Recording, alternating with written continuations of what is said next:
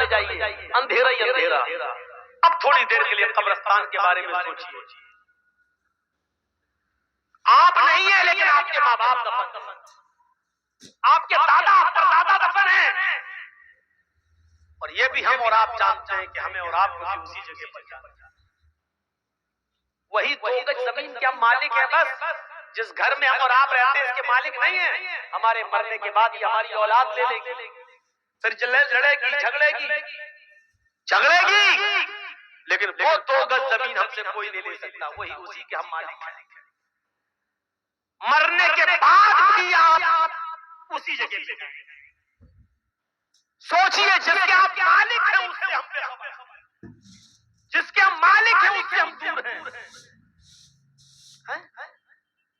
تصور کریں آپ، جب قبرستان جایا کریں یا آپ کا گزر قبرستان پر ہوا کرے تو ان قبروں کی طرف ایک بار ضرور دیکھ لیا کرو، اپنی موت کو یاد کر لیا کرو، اور موقع لگے تو اس قبرستان میں پیر رکھ کر اندر داخل ہو جایا کرو، اور کم سے کم یہ دعا کر لیا کرو، السلام علیکم اہل الدیار من المؤمنین والمسلمین وَإِنَّا إِن شَاءَ اللَّهُ بِكُمْ لَلَاحِقُونَ نَسْأَلُ اللَّهَ لَنَا وَلَكُمُ الْعَافِيَةَ۔ یہ قبرستان میں جا کر اپنی دعا بھی کر لیا کرو۔ تمہارا اتنا دعا کرنے سے قبرستان کے مردوں پر، قبرستان کے مدفون لوگوں پر اللہ کی سلامتی اور رحمتیں نازل ہوتی ہیں، کیونکہ اس وقت قبر کے اندر جو لوگ ہیں وہ تمہاری اور ہماری دعاؤں کے بڑے محتاج ہیں، بڑے محتاج ہیں۔ جب کوئی بیٹا اپنے باپ کے لیے دعا کرتا ہے تو باپ کا ایک درجہ بلند کر دیا جاتا ہے، اور وہ فرشتوں سے کہتا ہے آج میرا درجہ بلند کیوں کیا جا رہا ہے، آج میرے درجے میں اضافہ کیوں کیا جا رہا ہے؟ فرشتے کہتے ہیں آج تیری اولاد نے تیرے لیے دعا کی ہے، آج تیری اولاد نے تیرے لیے دعا کا تحفہ بھیجا ہے، اور اللہ تعالیٰ نے مجھے حکم دیا کہ میں تیرے درجے کو بلند کریں۔ کتنے لوگ ایسے ہیں جن کو اپنے ماں باپ کے لیے دعا کرنا بھی نصیب نہیں ہوتی؟ وہی اپنی زبان میں دعا کر رہے ہو، اللہ میرے باپ کو بخش دے، اللہ میرے باپ کی قبر کو نور سے بھر دے۔ ارے صاف صاف قبر پر جاؤ اور دعا مانگو اپنے باپ کی قبر پر کھڑے ہو کر، اللہم اغفر لہ وارحمہ وعافہ واعف عنہ واکرم نزلہ ووسع مدخلہ واغسلہ بالماء والثلج والبرد ونقہ من الخطایا کما نقیت الثوب الابیض من الدنس۔ یہ دعا مانگو اپنے باپ کی قبر پر، اللہ کے رسول نے جو دعا سکھلائی وہ دعا مانگو، اللہ کے رسول نے یہ دعائیں بتائی ہیں، یہ دعا مانگا کرو۔ اے اللہ میرے باپ کی مغفرت فرما دے، ورحمہ اللہ میرے باپ پر رحم فرما، وعافہ واعف عنہ اے اللہ تو ان سے درگزر فرما، واکرم نزلہ اور ان کی بہترین مہمان نوازی کر، ووسع مدخلہ اور ان کی قبر کو کشادہ فرما دے، واغسلہ بالماء والثلج والبرد اے اللہ میرے باپ کے گناہوں کو دھل دے پانی سے، والثلج والبرد برف سے اور اولوں سے، وَنَقِّهِ مِنَ الْخَطَايَا اور میرے ماں باپ کے گناہوں کو اے اللہ صاف کرتے، وَنَقِّهِ مِنَ الْخَطَايَا ان کے گناہوں کو مٹا دے، كَمَا نَقَّيْتَ الثَّوْبَ الْأَبْيَضَ مِنَ الدَّنَسِ جیسے کپڑے کا میل و کچیل صاف ہو جاتا ہے صابن لگانے سے یا دھوبی کی بھٹی میں ڈالنے سے، جیسے کپڑے کا میل و کچیل صاف ہو جاتا ہے، ایسے ہی میرے ماں باپ کے گناہوں کو مٹا دے۔ یہ دعا مانگا کرو اپنے ماں باپ کی قبر پر۔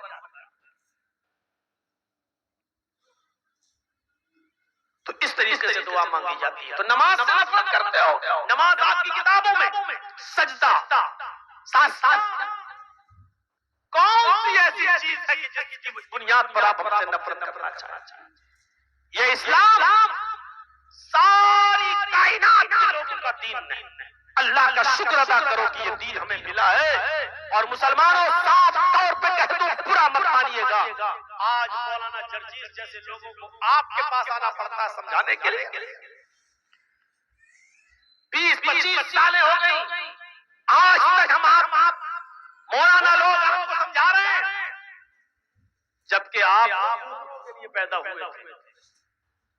ہم آپ کو سمجھائیں گے مسلمانوں آپ تو خود غیر مسلموں کے لیے پیدا کیے گئے ہو. کنتم خیر امۃ اخرجت للناس تأمرون بالمعروف وتنہون عن المنکر.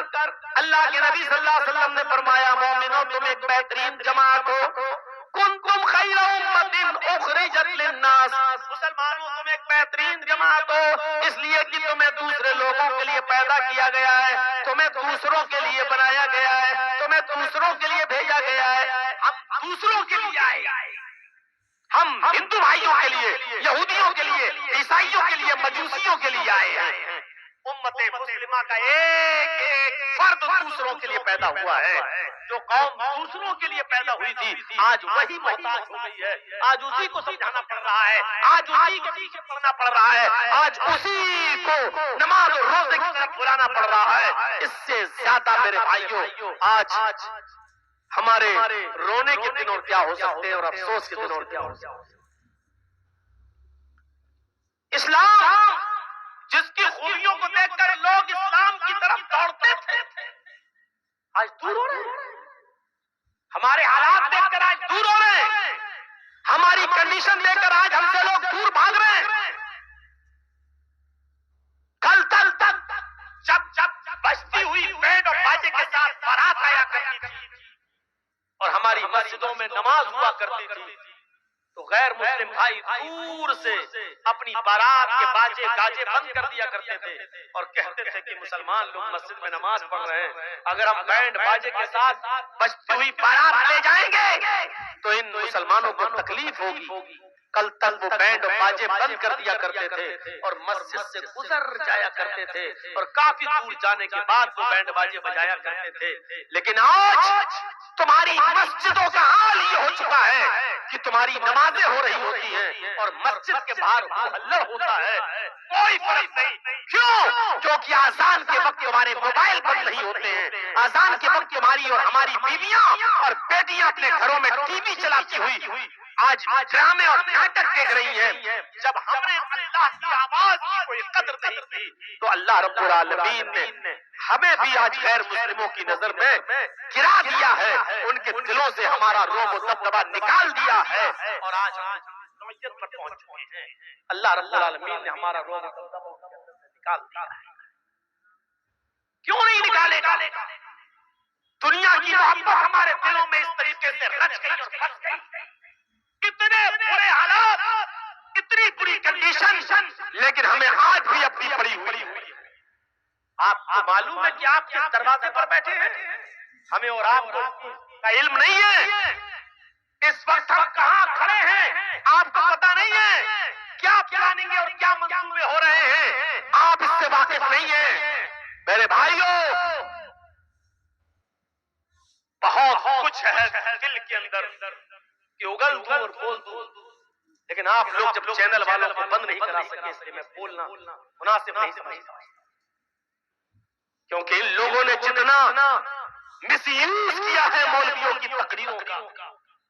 دیکھ لیجئے مولانا عبد الغفار صاحب کے بارے میں اب انڈیا ٹی وی چلانا شروع کر دیا جو کل تک میرے بارے میں چلاتا تھا, صرف انہی لوگوں کی بدماشی کی وجہ سے.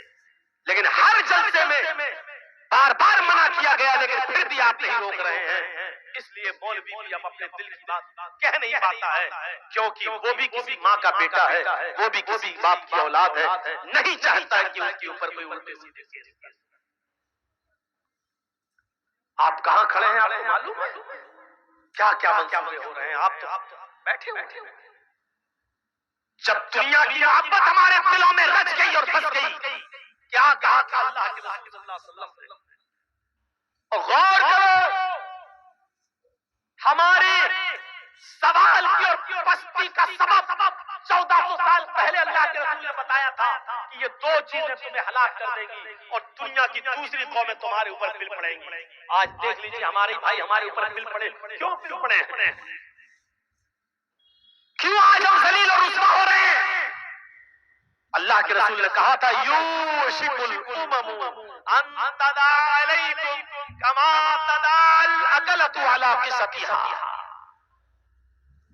ایک ایسا زمانہ تمہارے اوپر آ جائے گا کہ دنیا کی ساری قومیں تمہارے اوپر ایسے پل پڑیں گی جیسے بھوکے لوگ دسترخوان کے اوپر مل پڑتے، جیسے بھوکے لوگ دسترخوان پر ٹوٹ پڑتے ہیں، ایسی دنیا کی ساری قومیں تمہارے اوپر ٹوٹ پڑیں گی۔ آج ہر جگہ مسلمانوں کے حالات کیسے ہیں؟ صرف ہندوستان کے اندر ہی نہیں، پاکستان میں دیکھ لو، ایران میں دیکھ لو، عراق میں دیکھ لو، سیریا میں دیکھ لو، دمشق میں دیکھ لو، لیبیا میں دیکھ لو، لبنان میں دیکھ لو، اردن، جزائر میں دیکھ لو، اور سب سے زیادہ فلسطین میں دیکھ لو۔ کیسے تمہاری بہنوں نے اور ہماری بیٹیوں نے عید کے دن نیا کپڑا، عید کے دوسرے دن پھر دوسرا کپڑا، تیسرے دن تیسرا کپڑا، چوتھے دن چوتھا کپڑا، کیسے پہننا گوارا کر لیا اپنے جسم کی، اور کیسے تم نے اپنی بہن اور اپنی بیٹیوں اور اپنی بیویوں کو عید کے دن کا کپڑا الگ، عید کے دوسرے دن کا الگ اور تیسرے دن کا الگ، کیسے پہننا گوارا کر لیا؟ کیا تمہیں مصر کی اس لڑکی کی چیخیں نہیں سنائی دے رہی ہیں؟ کیا تمہیں فلسطین کی اس بیٹی کی چیخیں نہیں سنائی دے رہی ہیں جس کی عمر ماتر 17-18 سال، جس کا گھر بلڈوز کر دیا گیا ہے، بموں سے اڑا دیا گیا ہے، جو جنگل میں کسی صحرا میں خیمے میں سو رہی ہے اور اپنے جسم کے اوپر نقاب اوڑے ہوئے ہیں، عبایا پہنے، نقاب پہنے ہوئے، اور کسی میڈیا والے نے اس سے پوچھا کہ ایسی حالت میں بھی تم جب سونے کے لیے جا رہی ہو تو نقاب اوڑھ کر، تو اس اللہ کی بندی نے چیخ کر کہا، ہاں ہم بموں کے سایوں میں پتہ نہیں کب کوئی بم میرے اوپر گر جائے، میں چاہتی ہوں کہ جب کوئی بم میرے اوپر گرے اور میری روح نکلے اس وقت میں بے پردہ نہ رہوں، اس وقت میرے جسم پر پورا کا پورا پردہ ہو۔ قیامت کے دن اللہ پوچھے تو میں یہ کہہ سکوں کہ اے اللہ، میں نے گھروں کو برباد ہوتے ہوئے دیکھا لیکن مرتے وقت میں نے اپنا پردہ اور اپنی حیا برباد نہیں کی۔ کیا تمہیں فلسطین کی ان لڑکیوں کی چیخیں نہیں سنائی دے رہی ہیں؟ کیا فلسطین کی ان بہنوں کی چیخیں تمہاری ماں اور بہنوں بیٹیوں کے کانوں میں نہیں جا رہی ہیں؟ کیسے تم نے عید پہ نئے کپڑے پہننا گوارا کر لیے؟ کیسے تم نے اپنی ماں بہن بیٹیوں کو ہر دن کا نیا سوٹ پہنانا گوارا کر لیا؟ اور جا کر دیکھو لکھنؤ حالت، اور جا کر دیکھو ہمارے شہروں کی حالت، عید کے دن کا کپڑا الگ، عید کی باسی کا الگ، عید کے تیسرے دن کا الگ، نانی کے یہاں جائیں گے تو الگ کپڑا پہن کے جائیں گے، خالہ کے یہاں جائیں گے تو الگ سوٹ پہن کر جائیں گے۔ میرے بھائیوں، ہماری ماں بہن بیٹیوں کو کون بتائے گا فلسطین کی بہنوں کا درد؟ دیکھیے سعودی عرب میں رمضان میں ایک آدمی عمرے کے لیے جاتا ہے اور سوال کرتا ہے امام حرم کہ امام صاحب ہمارے فلسطین کے حالات ایسے ہیں، اس رمضان کے مہینے میں بھی گولیاں چل رہی ہیں، برس رہی ہیں، اور ہمارے پاس کھانا پانی کچھ نہیں ہے، لیکن اس کے باوجود ہم روزہ رکھتے ہیں۔ امام حرم نے کہا اللہ تمہارے روزوں کو قبول فرمائے۔ اس نے کہا مسئلہ یہ پوچھنا ہے کہ ہمارے پاس کھانے کو کچھ نہیں ہوتا ہے۔ اللہ کے رسول نے فرمایا تسحروا فإن فی السحور برکات، سحری کیا کرو، سحری کرنے میں برکت ہے۔ ہمارے پاس تو پانی بھی نہیں کہ میں پی سکوں، اگر نیت سے سحری کر لو تو ہمارا روزہ ہو جائے گا یا نہیں؟ پھر اس آدمی نے سوال کیا امام محترم روزہ رکھ لیا نیت سے، شام کو افطار کرنے کے لیے ہمارے پاس ایک کھجور بھی نہیں، ایک گھونٹ پانی بھی نہیں، کھانا تو دور کی بات، ایک گھونٹ پانی بھی نہیں، اگر نیت سے ہم روزہ کھول لیں کہ میں نے روزہ کھول لیا، اتنا دل میں نیت کر لیں تو میرا روزہ افطار ہو جائے گا یا نہیں؟ اتنا سننا تھا کہ امام حرم ٹھیکے مار مار کے رونے لگے، چیخ چیخ کر رونے لگے، اور اس فلسطینی نوجوان کو اپنے سینے سے لگایا۔ کیسے تم نے 100-200 لوگوں کو اپنے دسترخوانوں پر افطار کرا کے رنگین قسم کے کھانے رکھ کر ان کی فوٹو لے کر واٹس ایپ میں ڈال کر تم لیا، کیا تمہیں فلسطین کے نوجوانوں کا درد تمہارے سینوں میں پیدا نہیں ہوا؟ کیسے یہ گوارا کر لیا ایسے لوگ؟ اور روزہ تو انہی غریبوں اور مسکینوں کا درد پیدا کرنے کے لیے آیا تھا کہ بھوکے رہو گے تو غریبوں کا درد سمجھو گے، بھوکے رہو گے تو مسکینوں کا درد سمجھو گے۔ ہم بھوکے رہتے ہیں لیکن غریبوں کا درد ہم نہیں سمجھ پائے، مسکینوں کا درد ہم نہیں سمجھ پائے۔ کیسے غریب اور مسکین بھیک مانگتا ہے مسجد کے دروازے پر؟ رمضان کے مہینے میں بھی ہم نے زکات کیوں نہیں دی؟ ہم نے ایسا ان کو اس لائق کیوں نہیں بنایا کہ رمضان کے مہینے میں وہ دروازے بھیک نہ مانگے؟ ہم خود ان کے دروازوں تک پہنچائیں اور اتنا پہنچائیں کہ عید کے دن تک وہ اپنے گھر پہ کھاتے اور پیتے رہیں اور ایک دن بھی باہر نہ نکلیں۔ ہم نے ایسا سماج کیوں نہیں بنایا؟ کون ذمہ دار ہے اس کا؟ میرے بھائیوں، معاف نہیں کیے جاؤ، یہ آنسو بیکار نہیں جائیں گے فلسطین کے لوگوں کو، ایک ایک قطرے کا حساب ہوگا۔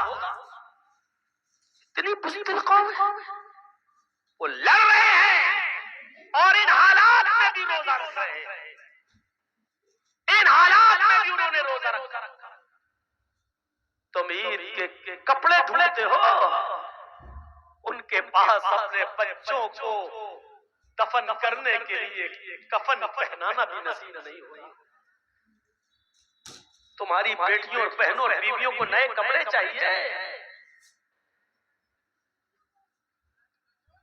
وہ دردناک چہرہ نہیں آ رہا کہ ایک باپ کے پاس اپنے بیٹے کو کفنانے کے لیے کپڑا نہیں تھا، اس نے اپنی لنگی اتاری اور گھٹنے تک یہاں تک کا چڈھا تھا نکر وہ یہاں تک پہنے ہوئے تھا، اس نے اپنی لنگی اٹھائی اور کھولی اور اسی لنگی میں اس نے اپنے بیٹے کو لپیٹا اور ایک گڑھے کے اندر دفن کر دیا، آنکھوں میں آنسو بہاتے ہوئے۔ کیا رمضان کا مہینہ اسی لیے آیا تھا کہ ہم غریبوں کی ہمدردی اپنے دل میں پیدا نہ کر سکیں؟ میں جانتا ہوں کہ فلسطین کے لوگوں کے بارے میں بولنا بھی ہمارے حکمرانوں کی نظر میں جرم ہو، لیکن رہے جرم اتنا دب کر ہم تھوڑی رہیں گے، اتنا کمپرومائز تھوڑی کیا جائے گا۔ تمہارے مانگال میں 2 آدمی مرتے ہیں تو اتر پردیش کے چیف منسٹر کے پیٹ میں درد ہوتا ہے، اتر پردیش کے چیف منسٹر کے پیٹ میں درد ہوتا ہے، اور ہزاروں لوگوں کی جو لنچنگ کر دی گئی، پیڑ پہ باندھ کر مارا گیا، خنجر بھونکے گئے، ڈنڈے برسائے گئے، ہاتھ پیر باندھ کر ان کو لنچ کر کے مار دیا گیا، اس کے بارے میں ایک آواز نہیں۔ اور یہ دھرم کا ٹھیکیدار؟ میرے بھائیوں، ان کو دھرم کے ٹھیکیدار کہو گے؟ ان کو دھرم کے پجاری کہو گے؟ یہ لاشوں کے سوداگر، انہوں نے دھرم کا لبادہ اوڑھا ہوا ہے، دھرم کا چولا پہنا ہوا ہے۔ میرے بھائیوں، اندر سے یہ گنڈے ہیں، گنڈے، ورنہ دھرم یہ کب سکھاتا ہے؟ دھرم یہ کب سکھاتا ہے؟ اور دھرم تو یہ سکھاتا ہے سیکھو، من قتل نفسا فکأنما قتل نفسا بغیر نفس او فساد فکأنما قتل الناس جميعا۔ دھرم تو یہ سکھاتا ہے کہ جس نے کسی ایک منشیہ کو قتل کر دیا، جس نے کسی ایک انسان کو قتل کر دیا، ایک انسان کوئی بھی ہو، ہندو ہو یا مسلمان، سکھ ہو یا عیسائی، پارسی ہو مجوسی ہو، بدھسٹ ہو جینی ہو، کوئی بھی ہو، اگر کسی نے ایک منشیہ کو، ایک انسان کو قتل کر دیا بغیر اس کی غلطی کے اور بغیر کسی خطا کے، ایسے ہی اس نے مار دیا اس بیچارے کو، تو قرآن کہتا ہے فَكَأَنَّمَا قَتَلَ النَّاسَ جَمِيعًا، وہ ایک انسان کا قاتل نہیں ہے، فَكَأَنَّمَا قَتَلَ النَّاسَ جَمِيعًا، وہ ساری دنیا کی انسانیت کا قاتل ہے، وہ ساری دنیا کے انسان کا قاتل ہے۔ ایک انسان کے قتل کو ساری دنیا کے انسانوں کا قتل کہا ہے. یہ احترام انسانیت اسلام کے اندر، یہ اسلام سکھلاتا ہے، اسلام ہمیں یہ درس دیتا ہے. چاہے وہ ہندو ہو یا مسلمان، سکھ ہو یا عیسائی، کسی کو بغیر غلطی کے نہیں مار سکتے ہو. اگر آپ نے کسی ایک کو مار دیا تو ایک کو نہیں بلکہ پوری دنیا کی انسانیت کا مرڈر کیا ہے. انسانیت سیکھنا ہو تو آؤ، انسانیت کا ایک واقعہ میں تمہیں بتاؤں کہ ایسی انسانیت دنیا کی کسی مذہب کے اندر نہیں ملے گی. نبی اکرم جناب محمد رسول اللہ صلی اللہ علیہ وسلم کے زمانے میں ایک عورت آتی ہے، جنگلوں میں بکریاں چرا رہی تھی، اور وہیں پر کسی بکریاں چرانے والے چرواہے کے ساتھ اس کا معاشقہ ہو جاتا ہے. آنکھیں لڑتی ہیں، اور کسی پہاڑی کے کنارے جا کر جنگل ہی میں اس چرواہے میں بکریاں چرانے والے اور بکریاں چرانے والی اس عورت دونوں میں معاشقہ ہو جاتا ہے، اور پہاڑی کے کنارے جا کر ان دونوں سے زنا ہو جاتا ہے. وہ عورت اس کو اچھی طرح نہیں جانتی تھی کون ہے، بس جنگل میں آنکھیں لڑی اور دونوں کے جذبات بھڑکے، اور دونوں نے پہاڑی کے کنارے وادی میں ایک کھائی کے اندر زنا کر لیا. لیکن جب وہ عورت بکریاں چرا کر گھر آئی تو رات بھر سو نہ سکی. اس کو نیند نہیں آ رہی ہے، اس کی کروٹیں بدل رہی ہے کہ اللہ یہ میں نے کیا کر ڈالا، اللہ یہ مجھ سے کون سا جرم ہو گیا. کچھ دن تک بولی نہیں، سوچتی رہی کہ میں کیا کروں، میں کیا کروں، میں کیا کروں. لیکن جب اس کا پیریڈ بند ہو گیا تو وہ سمجھ گئی کہ میرے پیٹ میں زنا کی پیداوار رہ گئی. یعنی پہاڑی کے کنارے جو مجھ سے زنا ہوا تھا اس چرواہے کا بچہ میرے پیٹ میں رہ گیا. جب 1 مہینہ 2 مہینہ اس کو پیریڈ نہیں ہوا اور اس کو وامٹنگ شروع ہوئی الٹی، تو وہ سمجھ گئی کہ میں حاملہ ہو گئی، میرے پیٹ میں بچہ ہے. لیکن اللہ کا خوف اس عورت کو کھایا جا رہا تھا، اللہ کا ڈر اس عورت کو کھایا جا رہا تھا. وہ عورت شکایت لے کر اپنی اللہ کے نبی صلی اللہ علیہ وسلم کے پاس آ گئی اور آ کر کہنے لگی، یا رسول اللہ مجھ سے بہت بڑی غلطی ہو گئی ہے. آپ نے پوچھا کیا ہوا؟ اس نے کہا انی قد اصبت الحد یا رسول اللہ، اے اللہ کے رسول میں حد کو پہنچ چکی ہوں. آپ نے کہا ایسا کون سا جرم کیا کہ تمہارے اوپر حد نافذ کی جائے؟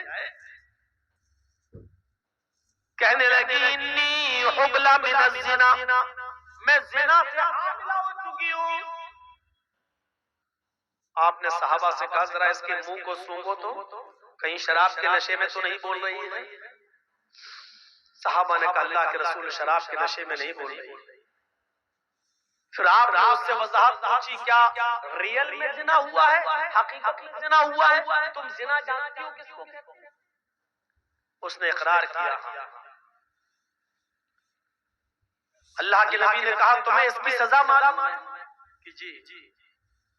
کیا کہا میں شادی شدہ ہوں، میرا شوہر کئی مہینے سے نہیں تھا، اس لیے جوانی کے جذبات میں بہہ کر مجھ سے یہ غلطی ہو گئی.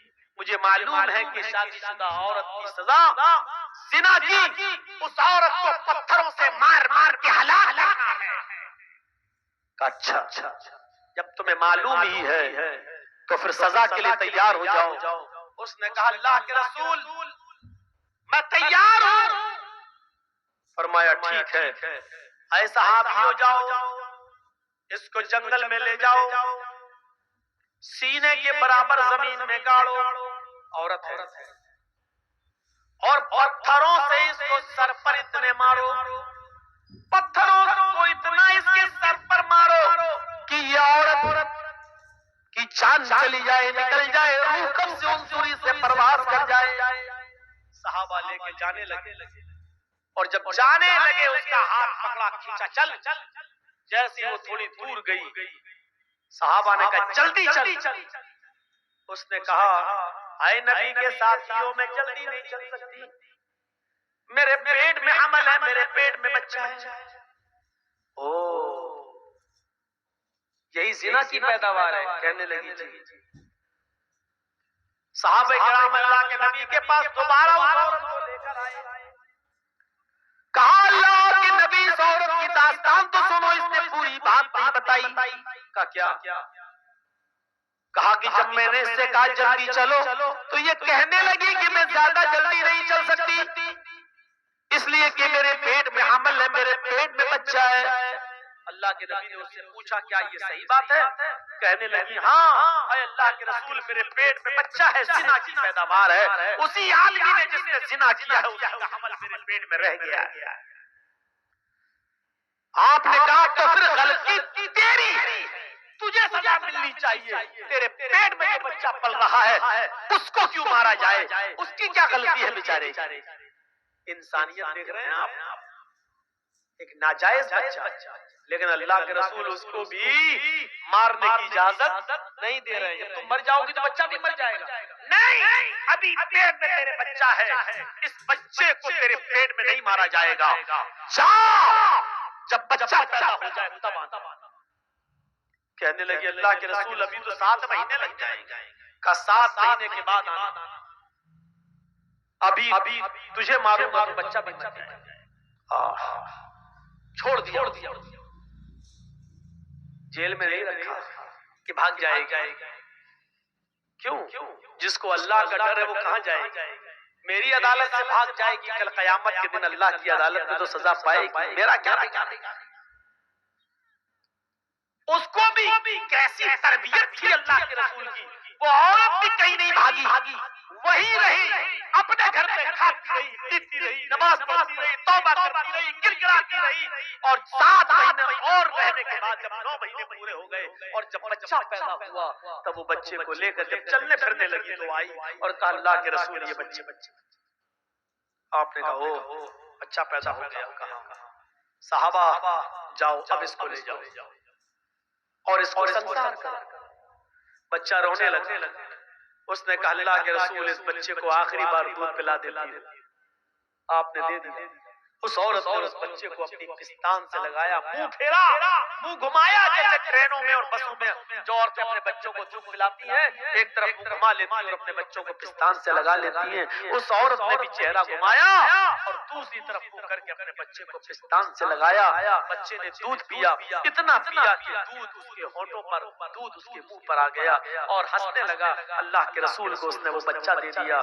نبی اکرم اس بچے کو اپنی گود میں لیتے ہیں، ناجائز بچہ، اس بچے کا اصلی باپ کا پتہ نہیں، لیکن اللہ کے رسول لے رہے ہیں گود میں۔ کیوں؟ کیونکہ اس بچے کا کیا قصور، اس کی کیا غلطی ہے؟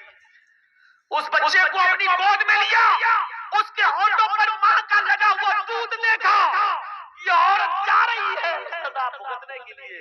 اللہ کے رسول آواز دے رہے ہیں بی بی ادھر آؤ۔ اس نے چہرہ گھمایا، یا رسول اللہ کیا؟ فرمایا اس بچے کی غذا بھی تیری پستان میں موجود ہے، محمد کسی بچے کا حق نہیں مار سکتا،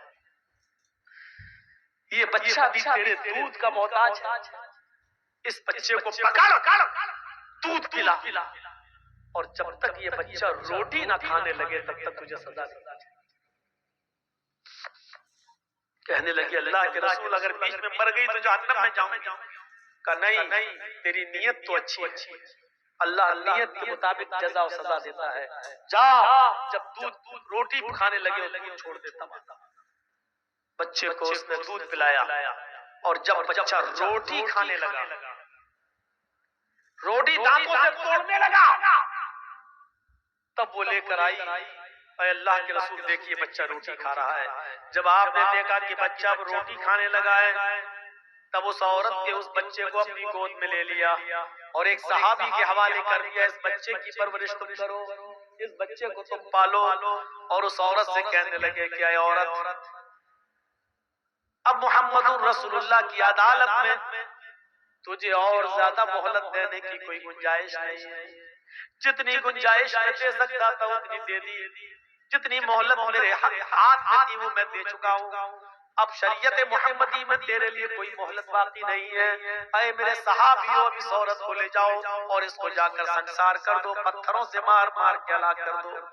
اس عورت کو جنگل میں لے جایا گیا، اس عورت کو سینے کے برابر زمین میں گاڑا گیا اور سارے صحابہ نے پتھر اٹھا لیے۔ پہلا پتھر خالد بن ولید نے اس عورت کے سر پہ مارا، اس کا سر پہلے ہی پتھر میں پھٹ گیا، اس کے خون کا فوارہ نکلا اور خون کی چھینٹیں خالد بن ولید کے کپڑوں پہ آئی۔ خالد بن ولید نے دیکھا کہ اس کے خون نے میرے کپڑے خراب کر دیے تو اس کو گالی دے دی، کم بخت تیرا ستیہ ناش جائے، ملعون زانیہ بدچلن، تیرے خون نے میرے کپڑے ناپاک کر دیے، تیرے خون نے میرے کپڑے گندے کر دیے۔ یہ الفاظ صحابہ نے سن لیے اور اللہ کے رسول کو بتائے۔ عورت تو اس دنیا سے چلی گئی، عورت تو اس دنیا سے رخصت ہو گئی، پتھر کھا کھا کر اس نے تو اپنی جان دے دی، لیکن اللہ کے رسول صلی اللہ علیہ وسلم کو اتنا برا لگا کہ خالد نے کیوں بولے؟ وہ تو بیچاری مجبور تھی، وہ تو ہاتھ اس کے گڑے ہوئے تھے، سینے تک زمین میں گاڑ دی گئی، پتھر خالد نے مارا، اس کا سر پھٹا اور خون کے چھینٹے نکلے کپڑوں پہ آئے، تو اس عورت کا کیا قصور تھا بیچاری کا؟ وہ تو زمین میں گڑی ہوئی تھی، اس کا کیا قصور تھا؟ خالد بن ولید سے بات کرنا بند کر دیا۔ خالد بن ولید نے 30 دن کا فداک ابی و امی یا رسول اللہ، اے اللہ کے رسول آپ مجھ سے بات نہیں کریں گے اور میں مر گیا تو جہنم میں جاؤں گا، میرے ماں باپ آپ پر قربان، آپ ہماری غلطی تو بتائیے، آپ ہم سے ناراض کیوں ہیں؟ اللہ کے نبی نے فرمایا خالد تم نے اس عورت کو جو گالی دی اس سے محمد کو بہت تکلیف ہوئی ہے۔ کہا اللہ کے نبی میں نے جب پتھر مارا تو ان کے خون کا چھینٹا نکلا، اس نے میرے کپڑے خراب کر دیے، وہ بدچلن عورت تھی۔ آپ نے کہا خالد وہ بدچلن نہیں تھی، اے خالد وہ عورت زانیہ نہیں تھی، اس کا شوہر کئی مہینوں سے نہیں تھا گھر میں، اس لیے جنگل میں وہ بکریاں چرانے گئی اور جذبات میں آ کر اس سے ایک بار غلطی ہو گئی۔ ایک بار غلطی کو عادت نہیں کہا جائے گا، ایک بار ہو جانے والے زنا کو پر بدچلنی کا الزام نہیں لگایا جائے گا۔ وہ بدچلن نہیں تھی، جذبات کو کنٹرول نہیں کر سکی، وہ زنا کر بیٹھی۔ لیکن اے خالد اس عورت نے ایسی توبہ کی ہے، ایسی توبہ کی ہے، ایسی توبہ کی ہے، یعنی اپنے آپ کو پتھروں سے مروا کر پتھر کھا کھا کر مر گئی اور جان دے دی، اس نے ایسی سچی توبہ کی ہے۔ اے خالد اگر اس ایک عورت کی توبہ کو اس مدینے کے 70 گناہگاروں پر ڈال دیا جائے، 70 جہنمیوں پر بھی ڈال دیا جائے تو ایک عورت کی توبہ سے ان 70 کے 70 جہنمیوں کی بخشش ہو جائے، اس ایک عورت کی توبہ سے 70 کے 70 جہنمی بھی جنت میں چلے جائیں، اتنی سچی توبہ کی ہے۔ تم اس کو بدچلن کہتے ہو؟ یہ پورا واقعہ بتانے کا مقصد یہ ہے کہ یہ ہے اسلام جس نے ایک معصوم اور ایک ناجائز اور ایک ایسے بچے کو بھی مرنے نہیں دیا جو بچہ اپنی ماں کے پیٹ میں پل رہا تھا اور جس کے باپ کا نہیں۔ اسلام اس کا نام ہے۔